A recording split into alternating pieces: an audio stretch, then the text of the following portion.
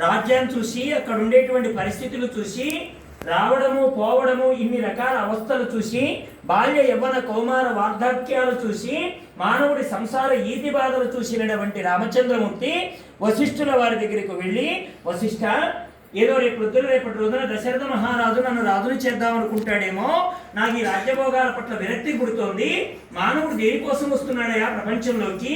వస్తున్నాడు, పెరుగుతున్నాడు, ఉంటున్నాడు, యవనవంతుడు అవుతున్నాడు, సంసారం చేస్తున్నాడు, బిడ్డల్ని కంటున్నాడు, మళ్ళీ వ్యవహారంలో పడిపోతున్నాడు, ఆఖరికి వార్ధక్యాన్ని అనుభవిస్తున్నాడు, ఎవరూ తీసుకెళ్ళలేని స్థితిలోకి మనిషి వెళ్ళిపోతున్నాడు, ఆఖరికి నలుగురు కలిసి మోస్తే తప్ప శ్మశానానికి కూడా వెళ్ళలేకపోతున్నాడు. ఇంత చేసిన వాడి గతి వెళ్ళిపోవడమేనా? ఎప్పుడైనా మనకు వైరాగ్యం వచ్చిందా అండి? ఎంతమంది చచ్చిపోయిన వాళ్ళని సాగనంపుతున్నామే ఊళ్ళో. ఏమండి, రామాలయం లేని ఊరు ఉండొచ్చు, శివాలయం లేని ఊరు ఉండొచ్చు, మా ఊళ్ళో శ్మశానం లేదనే వాళ్ళు ఎవరైనా చేయొద్దండి చూస్తాను. రామాలయం లేకపోతే లేకపోవచ్చు, శివాలయం లేకపోతే లేకపోవచ్చు. ఇప్పుడు నిన్న పేరేచర్ల కోటి దీపోత్సవానికి వెళ్ళానండి నేను. పేరేచర్లలో ఆ ఊర్లో శివాలయం లేదు. ఊరు పుట్టి ఇంతకాలం అయితే శివాలయం లేదు. అయితే ఆ ఊర్లో శివాలయం ఉండాలని వాళ్ళు 2 ఏళ్ల బట్టి తపన పడుతూ ఒక 5 నుంచి 7 కోట్ల లోపులో ఒక శివాలయాన్ని నిర్మాణం చేయాలని సంకల్పం చేసి గత సంవత్సరం కూడా దీపోత్సవానికి పిలిచారు. కానీ నేను కొన్ని అనివార్య కారణాల వల్ల వెళ్ళలేకపోయాను. రాత్రి కార్యక్రమం చేసుకొని వచ్చాను ఇక్కడికి. అక్కడ శివాలయ నిర్మాణం ఇప్పుడు జరుగుతోందండి. వారు పేరు కూడా మహాత్రిపుర సుందరి సమేత చంద్రమౌళీశ్వర స్వామి వారి యొక్క దేవస్థాన ప్రాంగణంలో అనుగ్న గణపతి సహిత సుబ్రహ్మణ్య అయ్యప్ప స్వామి వారి యొక్క సర్వదేవత సమూహంగా ఉపాలయాలతో కూడి ఉన్న విశ్వేశ్వరుడి యొక్క ఆలయ నిర్మాణం చేస్తున్నారు వాళ్ళు. అంటే ఇప్పటి వరకు శివాలయం లేదు. నేను అడిగాను, ఏమంటే శివాలయం అయితే 2 ఏళ్ల బట్టి నిర్మాణం అంటున్నారు, శ్మశానం ఉందా అండి మీ ఊళ్ళో అని అడిగాను నేను. అబ్బా, శ్మశానం మా ముత్తాతల కాలం నుంచి ఉందండి అన్న. విచిత్రం ఏమిటంటే దేవుడు ఆలయాలైనా లేకపోవచ్చేమో కానీ శ్మశానాలు మాత్రం గ్యారెంటీ ఉంటాయి కదా. ఎందుకంటే పోవడం అనేది ఒకటి ఉంది కనుక. మనం ఏమనుకుంటున్నామంటే మన ఇంట్లో మామని సాగనంపుతున్నాం, అత్తని సాగనంపుతున్నాం, కాలం వచ్చి ఎవరు వెళ్ళిపోతే వాళ్ళని సాగనంపుతున్నాం, మనకంటే చిన్నాడు పోతున్నారు, మనకంటే పెద్దాడు పోతున్నారు, అందరూ పోతుంటే అక్కడ దాకా పెడుతున్నాం. కానీ నేను పోతాననే స్పృహ మాత్రం మనకు లేదు. ఇది కలిగితే వైరాగ్యం ఎందుకు రాదండి? ఇది ఒక్కటి మనకు లేకపోతేనే. అందుకే ఇది శ్మశాన వైరాగ్యం అయిపోతుంది. ఏమండి, పురాణ వైరాగ్యం అయిపోతుంది. అలాగే ఇంకో వైరాగ్యం ఉంది, ప్రసూతి వైరాగ్యం. ఇప్పుడు ఇంకో వైరాగ్యం ఉందండి, దేవాలయాల్లో దీపం పెట్టే వైరాగ్యం. దీపం పెట్టడం వరకే వైరాగ్యం. ఆ దీపాలు కూడా నంది మూతి దగ్గర, నంది తోక దగ్గర వీళ్ళ భక్తి పెరిగింది అనుకోండి, ధ్వజస్తంభాన్ని కూడా నల్లగా చేసేస్తారు. తర్వాత తోముకోలేక అర్చకులు చచ్చిపోతున్నారు పాపం. ఎంత భక్తి పెరిగిపోతుందంటే, ఏమంటే మీ మూతి దగ్గర పెట్టుకోండి దీపం, చూస్తాను నేను. మీ వెనక భాగంలో పెట్టుకొని తిరగండి దీపం, నేను చూస్తాను. నంది అంటే అంత తేలికైపోయాడు మీకు? నంది తోట దగ్గర దీపమా? నంది మూతి దగ్గర దీపమా? ఏం చేస్తున్నామండి మనం భక్తి? ఇది భక్తేనా? భక్తి అని భగవంతుడు అంటున్నాడా? ఎక్కడైనా పోయి చూడండి. నేను మీకు అందరికీ చెప్తున్నాను, భగవద్గీతలో ఎక్కడైనా చక్కెర పొంగలు పెట్టండి, దద్దోజనం పెట్టండి, పులిహోర పెట్టండి, లేకపోతే ఇదిగో ఇన్ని దీపాలు ఒత్తులు వేయండి, ఇవన్నీ చెప్పలేదండి. గుణం మార్చుకోమని మాత్రమే చెప్పాడు కృష్ణయ్య. మనం గుణం మార్చుకోకుండా ఇవన్నీ చేస్తున్నాం. గుణం మార్చుకోకుండా ఇవన్నీ చేస్తున్నాం. ఏది చెయ్యాలి? దేవుణ్ణి ఎప్పుడు తొడవాలి, దేవుణ్ణి ఎప్పుడు కడగాలి? నువ్వు నీళ్లు రోజు పోసుకుంటున్నావా, లేకపోతే వారానికి ఒకసారి పోసుకుంటున్నావా? అన్నం రోజు తింటున్నావా, లేకపోతే పూటకోసారి తింటున్నావా? ఏమంటే ఎందుకు మనలాగా భగవంతుని మనం చూడడం లేదు?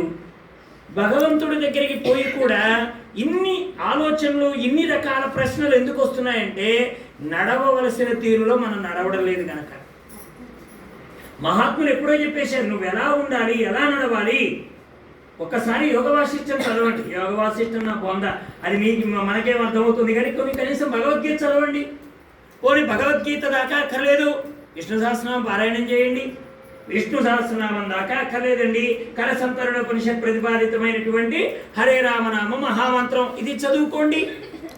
తేలికగా భగవంతుడు లభించేటువంటి మార్గాలన్నీ విడిచిపెడుతున్నాం, కష్టమైనవన్నీ చేస్తున్నాం.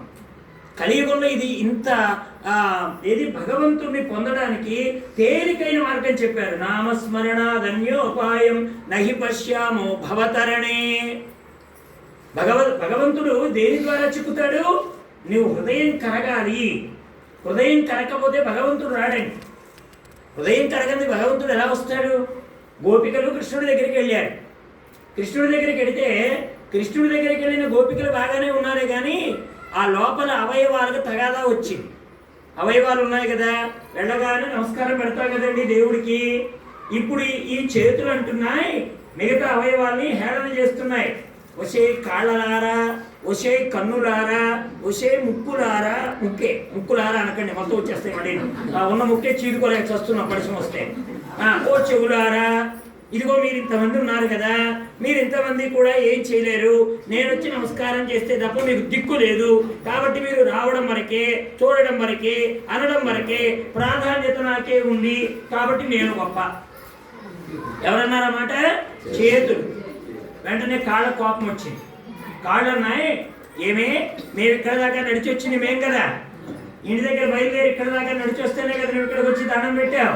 అంటే మేము రాకుండా నువ్వు పెట్టగలిగావా? కాబట్టి మేముంటేనే నీకు విలువ. నువ్వు నమస్కారం చేశావంటే మేము ఇక్కడికి రావడం వలననే నీకు విలువ. సరే, ఈ కాళ్ళు చేతులు ఇలా తగాడుకుంటున్నాయి కదా, వెంటనే ఇదిగో చెవి వచ్చింది. వేణునాదం వినిటేనే కదా కాళ్ళు కదిలాయి. ఇప్పుడు ఇక్కడి నుంచి ఏదో శబ్దం వినపడిందండి, రామనామమో భాగవతమో ఏదో వినపడింది. మా వాళ్ళు రేపు మైకులు పెడతా ఉన్నారు లేండి. ఇప్పుడేదో ఇక్కడ వరకే వినపడేటట్టుగా ఏర్పాటు చేశాం, రేపు బ్రహ్మాండంగా ఊరంతా వినపడేటట్టు ప్రయత్నం చేస్తున్నాం అంటున్నారు వాళ్ళు కూడా. అందుకని శ్రవణం వినపడితేనే కదా మీరు రాగలిగారు. అందుకని చెవులు అన్నాయి, ఏమే మీ కాళ్ళు మీ చేతులుండి ఏమిటి ప్రయోజనం? మేము కృష్ణ శబ్దాన్ని వినిపించాం గనక మీరు ఇక్కడ దాకా రాగలిగారు. కాబట్టి మేము చెవులమి చాలా గొప్ప అన్నాయి. అన్న తర్వాత నోరంది, ఏమే చెవులు విన్నా కానీ మీ అందరినీ రమ్మని పిలిచింది నా నోరే కదా. రండి రండి, కృష్ణుడి వేణునాదం వినపడుతోంది, మనందరం బయలుదేరదామని ఒక మాట అనుకోబట్టే కదా మనం అందరం ఇక్కడికి చేరగలిగాం. మరి నోటితో కృష్ణనామాన్ని చెప్తున్నాం కదా, నామం అనకపోతే చెప్పకపోతే మీరందరూ ఎలా కూడతారు? కాబట్టి నోరు అన్నది నేను గొప్ప. తర్వాత ముక్కు అన్నది, మీరు ఇంత దూరం వచ్చిన ఆ తులసీ దళాన్ని తెచ్చి మీ అరచేతిలో వేస్తే ఆ తులసీ దళాన్ని ఆగ్రానించి కృష్ణ ప్రసాదంగా మీరు లోపలికి తీసుకుంటారు కదా. నేను లేకపోతే ఆగ్రానించడం అనేది ఉండదు కదా, కాబట్టి నేను గొప్ప. ముక్కన్నాయి.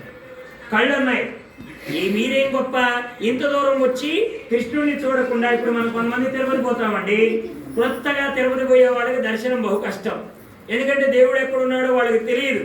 వీళ్ళు తోస్తూ ఉంటారు, అక్కడ ఉండేవాళ్ళు పదండి పదండి పదండి అంటూ ఉంటారు. మనమేమో కింద చూస్తూ పోతూ ఉంటాం. ఈ లోపల మనల్ని బయటకు గుంజేస్తారు. పక్కాలతో అంటారు దేవుడు ఎక్కడా, వీళ్ళంటారు దేవుడు ఎక్కడేమిటి, అక్కడ నెట్టే వాళ్ళ దగ్గర నుంచి ఉన్నది దేవుడే. కాకపోతే మనం ప్రయత్నం చేయాలి, కాస్త కాళ్ళు లేపాలి. ఎదురుగా ఎవడైనా 6 అడుగులోడు ఉన్నాడంటే వాడి గుండు తప్ప మనకేం కనపడదు. కాస్త ఆ వైపుకో ఈ వైపుకో తల పెట్టాలి. ఇక్కడి నుంచి చూసుకుంటూ పెడితే గానీ వాడు కనపడాడు. ఇప్పుడు నువ్వు చూడలేదా? చూడలేదు. వాడు ఏదో తోస్తుంటే నేను కాలు ఎక్కడ కొడుతున్నాను కింద చూసుకుంటూ పోయాను, బయటికి లాగేశారు. ఇంకేముంటుంది దర్శనం? మళ్ళీ ఎప్పటికో జన్మకో శివరాత్రి లేక మళ్ళీ ఇంకెప్పటికో బ్రతికుంటే వెంకటేశ్వరుడి దర్శనం. కాబట్టి కళ్ళు ఉన్నందుకు చూడాలి కదా పరమాత్మని. అలా చూడకపోతే జన్మదండుకు కదా, మేముంటేనే కదా అని కళ్ళు అన్నాయి. ఇన్నంటూ ఉంటే లోన హృదయం నవ్వుతుందట. హృదయం నవ్వుతుంటే అది ఎందుకు నవ్వుతున్నావని అవయవాలు అడిగాయి. నువ్వు ఎందుకే నవ్వుతున్నావు అంటే అప్పుడు ఆ హృదయం చెప్పిందట, నువ్వు నడచినా, నువ్వు నమస్కారం చేసినా, నువ్వు విన్నా, నువ్వు ఆగ్రానించినా, నువ్వు నామం పలికినా, నువ్వు దర్శనం చేసినా, నేను కరగకపోతే ఇవన్నీ దండుగా. హృదయం కరగకపోతే హృదయం కరగని పూజలు ఎందుకండి? హృదయం కలగకపోతే నేను కార్తీక మాసంలో దీపాలు పెట్టాను, పౌర్ణమి నాడు అన్నదానం పెట్టాను, ఏకాదశిలో సత్యనారాయణ స్వామి వ్రతం చేశాను, ఎవరికి ఉపయోగం? పరమాత్ముడు అంటున్నాడు, నన్ను చేరితే నీలో మార్పు రావాలి. ఏమండి, ఒక ఔషధం మనం మింగామంటే మన భార్య కాలు నొప్పి వచ్చిందని మనం వెళ్ళేసుకున్నాం, తగ్గుతుందా? అర్థాంగి కదండి, తగ్గపోవడం ఏంటి నా పొందా? పైగా ఏం చెప్తున్నారు? ధర్మార్థ కామము మోక్షములలో ఈ చేతిని ఎప్పుడు విడిచిపెట్టకయ్యా అని చెయ్యి పట్టించి మరీ నడిపిస్తున్నారు కదండి పురోహితులు. మరి భార్యకి జ్వరం వస్తే భర్త టాబ్లెట్ వేసుకుంటే ఎందుకు తగ్గదు? పోనీ భర్తకి ఆకలేసింది, భార్య తింటుంది, నీ ఆకలి తీరుతుందా? తీరదు. అలాగే హృదయము కరక్కపోతే ఎన్ని పూజలు చేసినా, ఎన్ని మార్లు దర్శనాలు చేసినా, కొంతమంది ఉంటారు నేను పౌర్ణానికి అరుణాచలం పోతానండి అంటే, అరుణాచలం పోతే ముక్తే? అరుణాచలంలో వాడు ఏం చెప్పాడో అది చేస్తే ముక్తి. అరుణాచలంలో రమణుడు ఉన్నాడండి, ఆత్మతత్వం ఎరిగిన మహానుభావుడు. ఎప్పటికి ఏది జరుగుతుందో ఈశ్వర సంకల్పం ద్వారా జరిగి తీరుతోంది. ఈ జగత్తులో జరిగేటువంటి కదలికలకి మనం భయపడకుండా పరమేశ్వర మీద బుద్ధితో మనం జీవనం కొనసాగిస్తే అధికదానితమైన ముక్తి అని రమణుడు చెప్పాడు. రమణుడు చెప్పిన మాటని నీవు వెలుగోడులో ఉండి ఆచరిస్తే